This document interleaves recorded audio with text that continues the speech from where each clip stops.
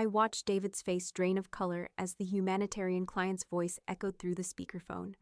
Maya, there are dangerous structural flaws in these blueprints. Families could die if we build this.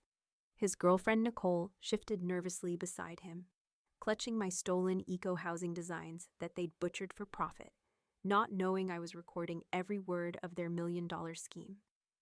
My name is Maya Thompson, and at 32, I thought I had figured out how to change the world one blueprint at a time. Turns out I was just naive enough to hand my dreams directly to the people who wanted to destroy them. I spent most of my nights in that cramped office at Henderson & Associates, surrounded by coffee cups that had grown their own ecosystems and sketches that covered every available surface.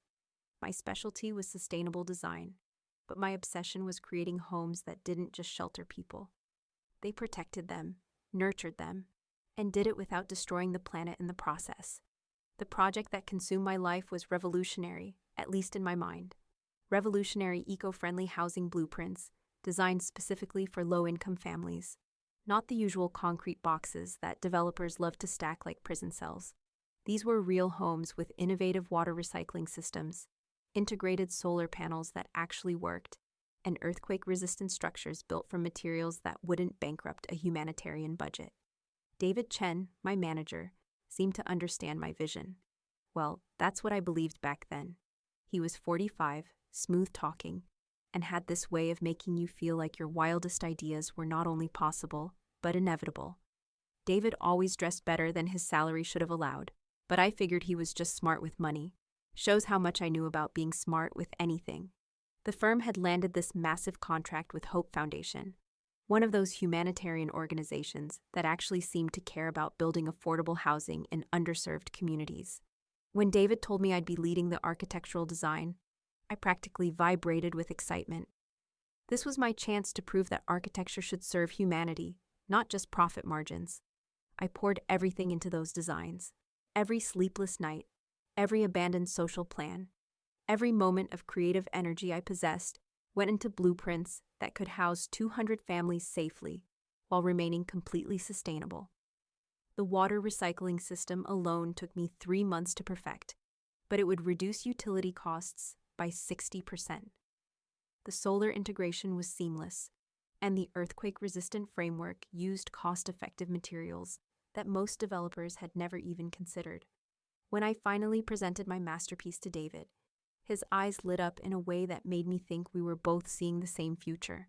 He praised every detail, asked thoughtful questions about load-bearing calculations and environmental impact assessments, and nodded appreciatively when I explained how the modular design could be adapted for different climates and terrains. Then came the request that should have raised every red flag I owned. David asked for all copies of the blueprints, every draft, every calculation sheet, every digital file. For safekeeping, he said, before the client presentation.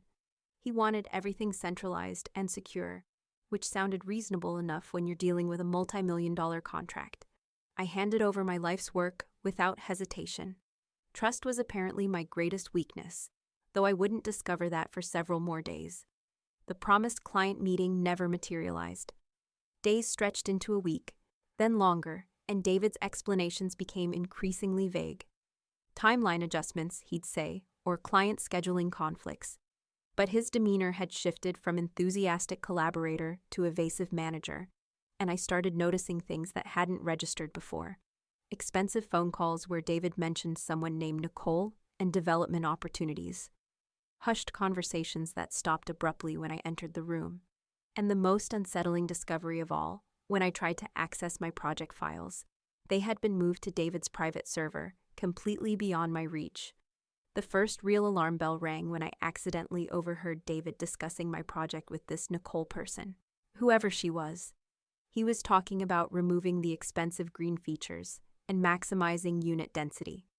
My humanitarian housing project was being gutted, and I was starting to understand that David and I had never been looking at the same future at all. But I had no idea how deep this betrayal actually ran. That overheard conversation was just the tip of an iceberg that would have sunk the Titanic twice. I decided to do what any reasonable person would do when they suspect their boss of stealing their life's work. I became a detective. Turns out, I was pretty good at it. Nicole Rodriguez wasn't just some random name David dropped in phone calls. She was a real estate developer with a reputation that made used car salesmen look trustworthy. Her company specialized in government housing contracts. And by specialized, I mean they had perfected the art of promising luxury apartments and delivering glorified cardboard boxes. The deeper I dug into Nicole's background, the more my stomach churned. Her developments had a curious pattern of safety violations that somehow never quite made it to the evening news. Balconies that couldn't support a barbecue grill, electrical systems installed by what appeared to be caffeinated squirrels, water pipes that leaked more than a government whistleblower. But here's where it gets interesting. Nicole had been working with David for years. I spent my evenings playing internet detective, following paper trails that led through shell companies and subsidiary agreements. David and Nicole had developed quite the system. They would target humanitarian organizations and government housing contracts, specifically looking for projects that involved idealistic architects, people like me who actually cared about the families who would live in these buildings. Their method was elegant in its cruelty. Step 1. Identify the bleeding heart architect. Step 2. Steal their designs. Step 3. Strip away every safety feature and environmental protection that cost money. Step 4. Cram as many units as possible into the remaining space. Step 5. Profit while vulnerable families moved into death traps. My revolutionary eco-housing design had already been submitted to Hope Foundation, but it wasn't my design anymore. Nicole's version had removed the earthquake-resistant framework, eliminated the water recycling system, and replaced my carefully calculated solar integration with whatever was cheapest at Home Depot that week. The housing units had mysteriously multiplied from my original plan for 200 families to 350 families crammed into the same space. The math was simple and terrifying. More families meant more government funding. Fewer safety features meant lower construction costs. The difference went straight into David and Nicole's pockets, while children played in buildings that could collapse if someone sneezed too hard. I confronted David with printouts of Nicole's modified blueprints, expecting shame or at least surprise at being caught. Instead, I got a masterclass in corporate gaslighting. According to David, I was paranoid and emotionally unstable. He suggested I was having difficulty accepting that my designs needed practical adjustments for real-world applications. Real-world applications. That's what he called removing load-bearing supports. When I took my concerns to HR, I discovered David's influence extended further than I had imagined. My complaints were dismissed with the kind of patronizing sympathy usually reserved for people who claim they've been abducted by aliens. Clearly, I was under too much stress. Maybe I needed some time off to get perspective. The message was clear: shut up or find a new career. That's when I discovered the bodies. Not literal bodies, thankfully, but close enough. 3 previous buildings constructed from David and Nicole's modified architectural plans had experienced what insurance companies politely call structural incidents. A collapsed balcony in Phoenix that sent 4 people to the hospital. Contaminated water systems in Detroit that gave an entire building dysentery. Electrical fires in Memphis that forced families to evacuate in the middle of winter. Every incident was explained away as user error or unforeseeable circumstances, but the pattern was unmistakable. People were being hurt because David and Nicole treated building codes like suggestions and safety margins like expensive luxuries. I realized that if I didn't act, my designs, the work I had poured my heart into to help families, would be used as weapons against them. The very people I wanted to protect would be living in buildings designed to maximize profit and minimize their chances of survival. But direct confrontation had failed. Going through proper channels had failed. I needed a different approach. I decided to become the kind of architect David thought I was. Defeated, compliant, and willing to look the other way for the sake of my career.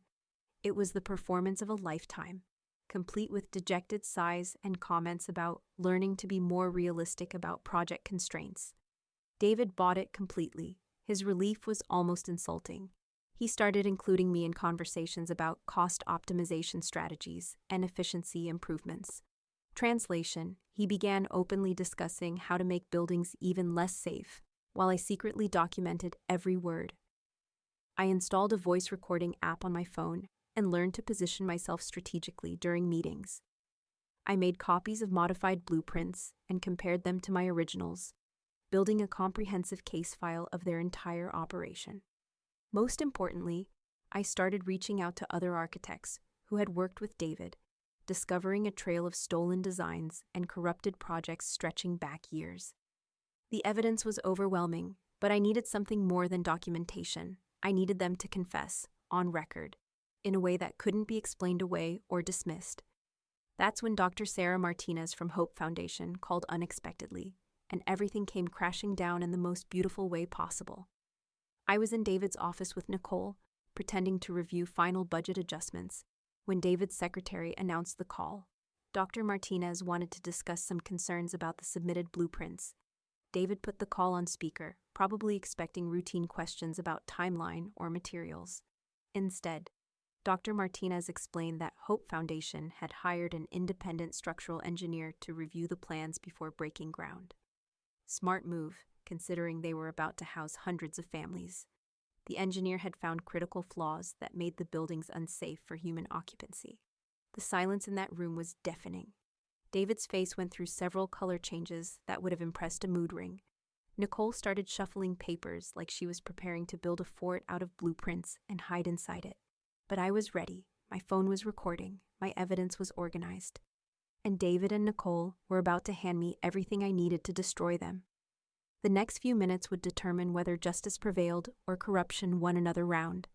And frankly, I was done playing fair with people who treated human lives like line items on a budget spreadsheet. Dr. Martinez's voice cut through the speakerphone like a surgeon's scalpel. The structural engineer found load-bearing walls that can't bear loads, foundation specs that wouldn't support a treehouse, and electrical plans that appear to have been drawn by someone who thinks electricity is magic. Nicole dropped her pen. David started sweating like he was in a sauna wearing a winter coat. "There must be some mistake," David stammered, his smooth-talking persona cracking like cheap paint. "These blueprints were designed by our best architect." Well, that part was true, just not the version they'd submitted. Dr. Martinez continued her demolition. "Our engineer estimates these buildings would last about 18 months before serious structural failure. The modified support beams can't handle the increased unit density. The electrical system is a fire hazard waiting to happen. And don't get me started on the plumbing. It's like someone decided gravity was optional." Nicole finally found her voice. "David, you said your architect checked all the modifications we made." My heart did a little victory dance. She'd just admitted to modifying my designs, on record, while I sat 3 feet away with my phone capturing every beautiful word of their confession. David shot Nicole a look that could have melted steel. "Nicole, maybe we should discuss this privately." No, Dr. Martinez interrupted. "I need both of you to understand the severity of the situation. Hope Foundation cannot and will not build structures that could collapse and kill families. We're talking about children here, pregnant women, elderly residents. These aren't just numbers on a spreadsheet." The irony was thick enough to cut with a knife. Dr. Martinez was lecturing them about the exact values I'd built into my original designs, the designs they'd butchered for profit. Nicole's panic was escalating rapidly. "David, you told me the original architect approved all our cost-saving measures. You said she was on board with maximizing units and streamlining the expensive features." Another confession, another nail in their coffin. David was sweating bullets now. "Dr. Martinez, I'm sure we can resolve any concerns. Perhaps if we could schedule a follow-up meeting." "Mr. Chen," Dr. Martinez's voice carried the kind of authority that comes from actually caring about human lives. "We've already contacted the local building authority and the Federal Housing Oversight Committee. This isn't a meeting situation. This is a potential criminal investigation situation." That's when David completely lost his composure. "Nicole, you said your contractors could handle the modifications without compromising safety. You assured me that reducing the structural supports was standard practice." Nicole's eyes went wide. "Are you seriously trying to blame this on me? You're the one who said we needed to cut costs by 40% to make this profitable. You're the one who said Maya's original designs were over-engineered and wastefully expensive. They were destroying each other, and I was getting it all on tape. Sometimes justice serves itself on a silver platter." Dr. Martinez had heard enough. I'm ending this call to contact our legal department. Hope Foundation will be conducting a full investigation into how these dangerous blueprints were submitted under your firm's letterhead. Expect to hear from our attorneys. The line went dead. The silence that followed was the kind you hear right before explosions in movies. That's when I stood up and pulled out my phone. Well, that was enlightening. David stared at me like I'd just materialized from another dimension. Maya? How long have you been here? Long enough. I held up my phone, the red recording light still glowing. Long enough to document everything. Your confession about maximizing profits over safety. Nicole's admission about modifying my designs. Your entire conversation about cutting structural supports and compromising electrical systems. Nicole grabbed for my phone, but I stepped back smoothly. I wouldn't do that if I were you. This recording is already backed up to 3 different cloud services. The look of betrayal on David's face was almost comical. You've been recording us? For weeks, actually. I pulled out a thick folder from my bag. I've also documented your previous schemes with Nicole, the collapsed balcony in Phoenix, the contaminated water in Detroit, the electrical fires in Memphis. Turns out, when you start looking for patterns of corruption, they're remarkably easy to find. David lunged for the folder, but I was already moving toward the door. The FBI should be here within the hour. Hope Foundation is very interested in how their humanitarian housing project became a death trap. And the families who were injured in your previous buildings, they're very interested in having someone to sue. As sirens wailed in the distance, I realized that sometimes the best way to build something beautiful is to first tear down everything ugly that's standing in its way. The FBI agents arrived faster than pizza delivery, which was impressive considering government efficiency usually moves at the speed of continental drift. David tried to flush documents down the office toilet, but apparently federal agents frown upon destroying evidence. Who knew? Nicole attempted what I can only describe as the worst escape plan in criminal history. She made it exactly 12 feet before an agent politely suggested she reconsider her life choices. The stolen blueprints were still clutched in her hands like some twisted security blanket. Federal charges came down like a thunderstorm. Fraud, conspiracy, endangering public welfare, and about 15 other charges that made their legal fees astronomical. The investigation uncovered 8 years of similar schemes across 12 states. Turns out David and Nicole had been busy little criminals. The trial was everything I dreamed of during those sleepless nights of investigation. David's lawyer tried claiming he was just a passionate advocate for affordable housing. Yeah, and the Titanic was a passionate advocate for icebergs. Nicole's defense was even better. She blamed industry-standard practices for cutting safety corners. Apparently, attempted manslaughter is just good business sense these days. Both received 15-year sentences. Federal prison doesn't offer architecture programs, but I hear they're excellent at teaching humility. Hope Foundation hired me directly as their chief architect 3 days after the arrests. My first project used my original designs, the real ones, complete with earthquake-resistant frameworks and solar panels that actually worked. Watching families move into homes that wouldn't collapse was better than any revenge fantasy. I started my own firm 6 months later. Maya Thompson Humanitarian Architecture specializes in building homes that protect families instead of exploiting them. Revolutionary concept, apparently. The best part came a year later. Another architect called me, voice shaking with familiar desperation. Her manager was stealing designs and working with developers to cut safety features. She'd been documenting everything, building a case, following the playbook I'd accidentally created. I recorded them confessing, she whispered, just like you did with David and Nicole. That conversation taught me something important. Sometimes the most dangerous thing you can do to corruption is survive it loudly. When one person stands up and refuses to be silently victimized, others find their courage too. David thought he was stealing my designs. Instead, he accidentally created a blueprint for justice that other architects could follow. Now that's what I call sustainable design, built to last and replicated everywhere it's needed. Turns out changing the world one blueprint at a time works perfectly fine, as long as you're building the right structures,